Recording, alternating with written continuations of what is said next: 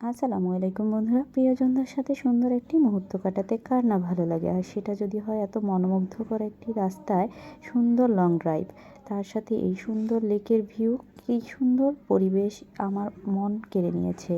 তার সাথে আমরা চলে গেলাম সুন্দর একটি জায়গায়, চাদর বিছিয়ে বসে পড়লাম। কেন বসলাম সেটা একটু পরে বলতেছি। এখন আমি একটি সুন্দর ভিডিও ক্লিপ নিচ্ছিলাম, সেটাও তোমাদের সাথে শেয়ার করে ফেললাম।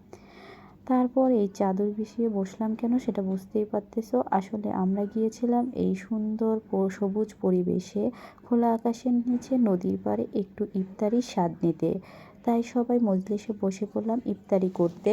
আর ইফতারিতে আমরা কি খাবার নিয়েছি সেটা তোমরা দেখতেই পাচ্ছ, কিন্তু তার সাথে স্পেশাল খাবার ছিল আমাদের ফ্রাইড রাইস, চিকেন, ভেজিটেবলস।